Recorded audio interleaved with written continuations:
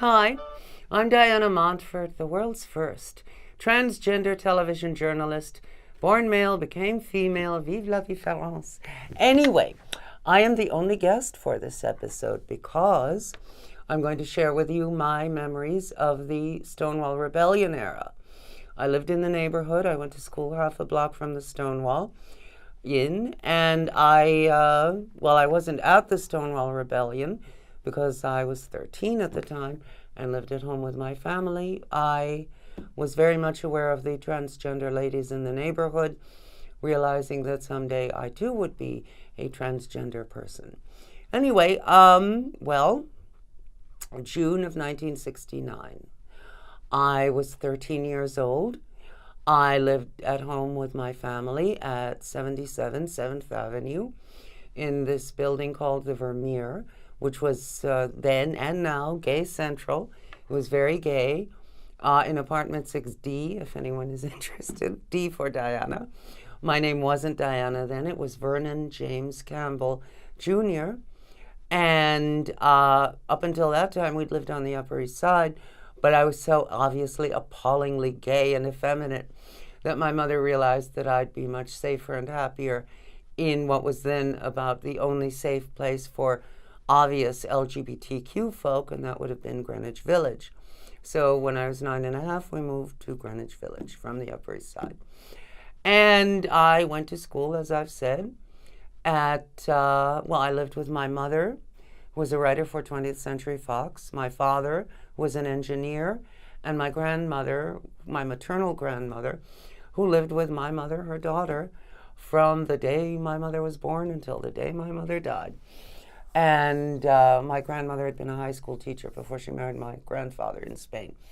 But it was, we had riots every day in the village in those days. There were peace riots against the Vietnam War, women's rights riots, all kinds of riots, except for one category. There were no gay riots. Nobody cared about LGBTQ folk except ourselves. And even in the LGBTQ community, circa 1969, there was great internalized self-loathing, all sorts of things, because, medical books said, well, gay people are insane, they're sick, they're twisted, we must cure them of being gay, So it was a very difficult time to be LGBTQ. And, they, being Greenwich Village and being a gay mecca, obviously it was chock-a-block with gay folk, of whom I was one, even though I was 13. And, it was a comparatively safe place, although tourists would come on the weekends and, it was like a game preserve for gay people. Like they would come and take pictures and, oh, look. When I was 12 years old, I was walking up, 10th Street, and I was in front of this restaurant called La Crêpe. I was just walking, going to a bookshop called Marlborough Books on 8th Street. I was 12 years old. It was a Saturday afternoon. These two 40-something outer borough men passed by, and one said to the other, hey, look, a baby faggot. As though we were saying, hey, look, a baby giraffe or something. But anyway, yes, it was a very gay area. And the transgender ladies would often gather on 8th Street late at night. It was a very, it was comparatively safe. Now and then outer borough young people, young men, would come and beat up LGBTQ folk. But those of us in the neighborhood, if we ever saw someone getting beaten up, we'd call the police, obviously. Sometimes the police would come, sometimes they wouldn't. So anyway, the transgender ladies would often gather starting at around 11 o'clock at night on 8th Street. And after I'd gone to a school dance, I would go to 8th Street and see these wonderful ladies all having a great time, trading beauty tips, talking about their boyfriends, and I would just stand there watching. And, they would see me, and I guess they got to know me after a while because I would just watch and avidly watch and study them, and which one do I want to be? What will be my type? I already knew I was trans. Everyone knew I was trans. But on June 28th, I believe it was, uh, now Judy Garland, the singer, had died, in England, and she'd been flown back and was her funeral was at Campbell's Funeral Home. No, no relation to me. Campbell's Funeral Home on 81st Street and on the Upper East Side. But, many of the gay people had gone uptown to see her laid out in her coffin. And there's a widespread rumor, for want of a better term, that Judy Garland's death sparked the Stonewall Rebellion. Probably not, because this bar catered to a young, hip crowd, and while they were probably aware of Judy Garland, I don't think her death was, the seismic event and, oh my God, Judy's dead. Everyone felt sorry for Judy Garland, but, like if Paul McCartney had died, that would have been a big deal. Diana Ross, people would have shrieked in the streets. Judy Garland was sort of our parents' generation, so while everyone was aware of her death and everyone was very sorry, I don't think it made that much difference to the young people who frequented the Stonewall. I, alas, was not among those young people because I was going to Catholic school and I came from a fairly strict family. And if I'd said at 13 I want to go to a gay bar, my mother would have freaked. She loved gay people. She was totally in favor of my being trans. But scuzzy dive bars in the village, I think she drew the line at that one, especially for her 13-year-old kid. But anyway, okay. There had been a raid supposedly that Tuesday at the Stonewall. And, according to what I've read, and you should get this book, Stonewall by Martin Duberman. It is one of the best accounts of the Stonewall Rebellion ever. Martin Duberman is brilliant. And this book is a wonderful book, and you really should get a copy of it. Then again, later in the week, when would it have been, like Saturday, Sunday, Friday, there was another raid. Now, this really upset the LGBTQ folk who were going to the Stonewall. And because everybody had the example of all these riots that were going on all over the world, but certainly in Greenwich Village, finally, the gay people just said, you know what? I'm mad as hell, and I'm not going to take this anymore. And when the cops came in, the gay people fought back. And that changed everything. Now, there had been a riot in San Francisco at the Compton cafeteria about 3 years earlier. That had really started the ball rolling. But by 1969, gay people felt that we're not hurting anyone. We're not doing anything bad. This is consensual sex among adults. Enough. Well, Sergeant Pine, I believe his name was, and his boys in blue, came into the Stonewall, and they were going to rough a few queers up and, close down the bar. And people just would not take it. They just refused. I mean, people were led out into the paddy wagon. They left the paddy wagon. They said no, and they walked out. And of course, there's that famous story about a lesbian who was put into a police car. She got out of the police car. The police were dumbfounded. How dare she? They put her back in the police car. She got out of the police car again. She took a swing at a cop. Go, girl. And that really started the ball rolling. And people walking along the street, LGBTQ folk, stopped to see what was going on. And this was unheard of. People had never resisted arrest. They had never fought back against the police. But as I've said, they had the example of the race riots, the women's movement riots, all sorts of riots, and they said, enough, just enough. Just don't fuck with us. Don't do it. So the police were absolutely in shock. This had never happened. They used to think that they could send in 2 or 3 police officers, and they were all men in those days, the uniformed police. And the plainclothes could be women, but uniformed police were always men in 1969 in New York. And that everybody would be so afraid that, oh, yes, officer, yes, I'm so sorry. And this time, transgender ladies are really tough because it's a hard life. It's not an easy life. And, although transgendered women like glamour and beauty and all that, I mean, it takes a lot of courage to walk down Main Street at noon in a dress. So it's not a great idea to mess with a transgendered person. Here were a bunch of them, and gay guys, and I think there were 2 or 3 lesbians, and no, people just said no. Let me read you something. I'm going to get my glasses.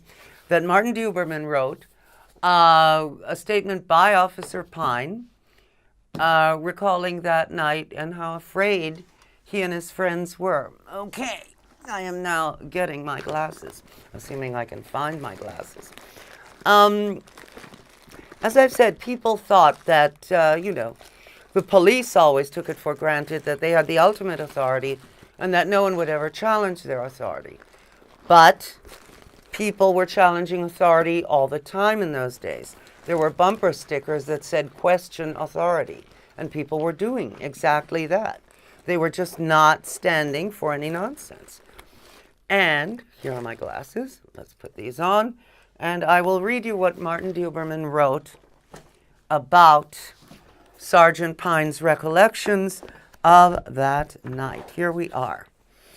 Quote, "Stunned and frightened by the crowd's unexpected fury, the police, at the order of Deputy Inspector Pine, retreated inside the bar. Pine had been accustomed to 2 or 3 cops being able to handle with ease any number of cowering gays. But here the crowd wasn't cowering. It had routed 8 cops and made them run for cover. As Pine later said, quote, I had been in combat situations, but there was never any time that I felt more scared than then, end quote. With the cops holed up inside the Stonewall, the crowd was now in control of the street, and it bellowed in triumph and pent-up rage." That pretty much expresses it perfectly. It was basically the shot heard round the world. The Stonewall Rebellion, which lasted, I believe, 5 or 6 nights. I should have reread this book before I came on. It is, in effect, the LGBTQ Boston Tea Party. People since then, now there were, after that, there were parades. For example, there was one in October of 1969, I believe, down Broadway. But the following year, on the anniversary of the Stonewall Rebellion, in June of 1970, that was the first gay rights march, the first gay pride march. And it really changed everything. I would not be sitting here today, out and proud, if we lived in the pre-Stonewall world. There would be no gay marriage. There would be no gay couples or gay singles being able to adopt children.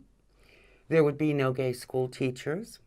There would be no gay politicians. They used to use being gay as a way to get rid of politicians.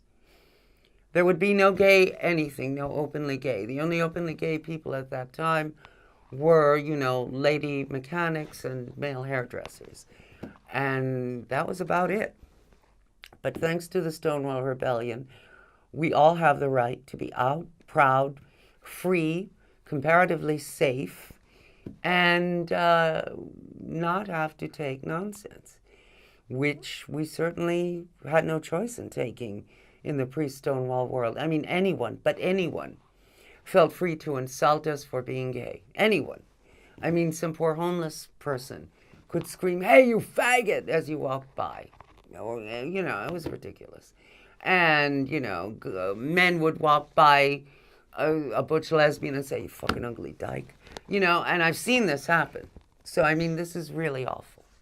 And they felt that they could do this, that they were divinely entitled to despise and injure gay folk, either verbally or physically. They just felt that they could do that, and that they had a right, and that who were we, just beyond the pale, indecent, horrible people, to dare to protest, like they were shocked When I was at school, these boys were pushing me back and forth because I was gay. They said, "What are you wearing, perfume or something?" And they were pushing me back. And finally, I just said, I don't have to take this shit. And I walked out of the schoolyard, went home, called my mother at her office, said, "This is what happened." She said, "Fine, don't worry about it." She called the head nun, the mother superior, and I left that particular school. It wasn't St. Joseph's. It was another one. Oh dear, the gel just fell. Maybe that was my mother. Hi, Mom. Anyway, I went, it was a school called St. Stephen's on 28th and Lex. I then went back to St. Joseph's, where at least, in a gay neighborhood, they sort of get the fact that you're gay and it's not such a big deal. But, people just thought that they were entitled to abuse LGBTQ folk and that we had no right to protest. That if we were going to be LGBTQ, we deserved any bad thing that happened to us. How dare we be so deviant from the norm? Well, the norm is a wide venue, folks. What exactly is the norm? The norm is not the norm. Or as Giuliani said, truth is not truth. The norm is not the norm.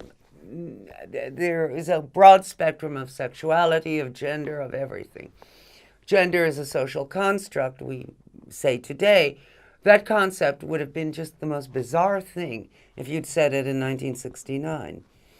To be LGBTQ in 1969 was tantamount to being a murderer or, a child molester, something like that today. It was just unheard of. It was just considered the worst thing any human being could be. So, this changed, thank God. And it was starting to change before the Stonewall Rebellion. The Stonewall Rebellion was basically the tip of the iceberg, the tipping point. But before that, people were also getting a good measure of gay pride. The Mattachine Society had done wonderful work. The Daughters of Bilitis. They were preparing the terrain for LGBTQ folk to feel that they too were human, they too had rights, and it was completely unreasonable to treat homosexuals as though they were somehow subhuman. And so when the Stonewall Rebellion happened, there had been a considerable backlog for a long time of people standing up to authority and being out, and if not exactly proud, at least not ashamed. Interestingly, before Sigmund Freud became so popular in the 20s, 30s, 40s, 50s, 60s, it had been accepted that some people were gay. It wasn't that big a deal. But when Sigmund Freud was reinterpreted by ignorant folk who didn't understand what he was saying or writing, suddenly, everything, it was very anti-gay all of a sudden. Sigmund Freud said that it's fine to be homosexual and that we're all born bisexual. But people reinterpreted Freudian theory to mean that you're a homosexual because you want to be, and you should stop doing that. And as we know, we're all born gay or trans or lesbian, whatever. There is no... this is not a decision. We do not decide to be gay. We do not decide to be trans. We are. We may suppress it and seem, quote unquote, normal, but ultimately something's got to give. The truth will come out some way. You'll either become trans or gay or whatever, or you will stifle yourself and maybe one day just dissolve in a puddle of tears and no one knows why, and there you are sobbing. And I've seen this happen in other people. I never had the privilege of being in the closet. I was so obvious. Everybody knew I was trans. But people who do have straight acting, in quotes, privilege, do tend to often be very unhappy because they choose not to live their true life, their truth, because they're afraid of what will the neighbors say. Fuck the neighbors. Or don't. Have you seen my neighbors? You don't want to fuck these neighbors. But anyway, well, there's one. But anyway, ultimately, the right to be oneself, assuming, you're not a mad bomber or a serial killer. The right to be oneself is fundamental to one's personhood, to the freedom that this country advertises itself as having. I might point out, though, that Spain had gay marriage something like 5 years before the U.S. did. And Spain was once a fascist nation, but it's now quite liberal as we shoot this. So, as we film this. So, I mean, ultimately, you will be yourself, or you will live a life of frustration and sadness. So you have to come out. And that is what the Stonewall Rebellion helped everyone to do. It posited the theory that being gay wasn't a bad thing, and it was something to be proud of. This was unheard of. Proud of being gay? Why? I'm so ashamed. And, this came as a revelation to many people that there is no inherent shame in being LGBTQ. It is what it is. We are who we are, and that is it. And no one can change that. You can suppress it, you can disguise it, but baby, if you can't hide it, paint it red, because we are who we are, and that's it. And the Stonewall Rebellion, as I've said, helped that to happen. Now, I knew many of the people later in my life. I met and got to know many of the people involved in the Stonewall Rebellion. The wonderful Sylvia Rivera, a truly wonderful and brilliant person. Not well educated.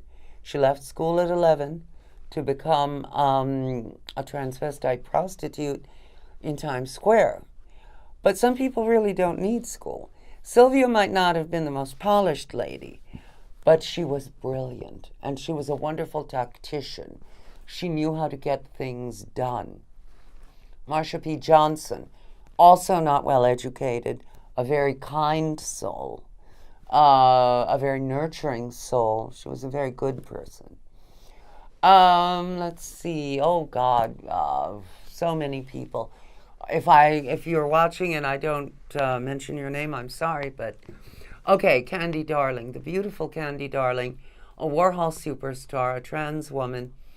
Who else? Just so many wonderful people who had a hand in crafting the gay rights that we enjoy today. Something interesting. On September 27th, 1991, I interviewed Quentin Crisp, the famous English gay person. It is on YouTube if you wish to see it. At one point, he said to me, well, don't get too comfortable, because even though we have our rights now, he was speaking in 1991, ultimately we may lose those rights, because often it is 2 steps forward, 1 step back. Now, I was very young then, and I thought, boy, this guy's really out of it. I mean, get with a program, Quint. I didn't say that, of course. I said, oh, Mr. Crisp, surely we have our rights forever. And he said, well, let's hope so. And as we've seen in various nations around the world, LGBTQ rights have been rolled back. The LGBTQ orientation has been made criminal. People have been put in jail or executed for being LGBTQ. So we can't get too comfortable and think, well, the race is run, the contest has been won, we are safe. Every generation, it's very much like the women's movement, every generation has to keep fighting the good fight to keep LGBTQ rights happening. Because if we relax, if we slough off, the thing might slide back and suddenly it will be illegal to be gay again. And we cannot let that happen. And we cannot let certain fascistic politicians presume to define who we are. For example, President Trump has just decided off the top of his head that trans people may not serve in the military. So all these people who are trans, who are in the military, now have had their lives upended. They have families to support. They want to serve their country. Well, too bad for them. They're trans, and Trump does not like that. And, so we have to be ever vigilant and make sure that we fight for our rights.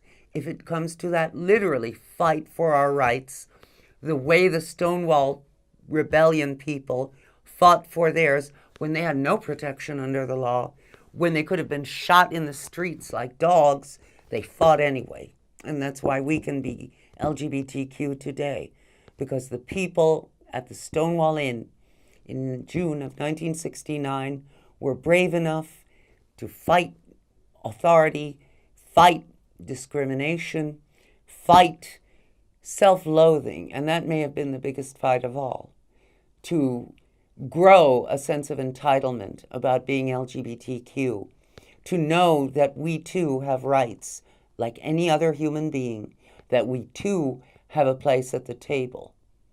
Anyway, and when businesses, by the way, found out how many LGBTQ folk there are, they decided to cultivate our interests and, be really nice to us because we have money to spend. As do politicians have noticed that we vote just like anyone else. And so they tried to stay on our good side. Many politicians, certainly not all. But never forget, you have a right to be whatever you are, LGBTQ, whatever you are. You have a right to be you. If you don't hurt anyone, if you do your best to do your best, you have a right to be you. Even if you don't do your best to do your best, you have a right to be you. But anyway, always remember, you are you. There's no one else like you. You've heard this before, but anyway. Anyway, this has been my personal recollection of the era of the Stonewall Rebellion. I was not there, but I lived in the neighborhood. That's like saying I'm not a doctor, but I play one on TV. Anyway, I was not there, but I lived in the neighborhood, and I went to school half a block from the Stonewall. And, honey, I am so gay. What can I tell you? Look up gay in the dictionary. There I am, actually trans, but, we're under the same umbrella. Anyway, so I love you a lot, even if no one else loves you. And look, even if no one else loves you, and you live in a small town, and they're saying, oh, look at that terrible person. She or he is gay. Well, that's their problem, not yours. Just don't let them kill you or anything. But don't worry. It gets better. It really does. Anyway, I love you a lot. I'm Diana Montford. This has been the Diana Montford Show. Love you a lot.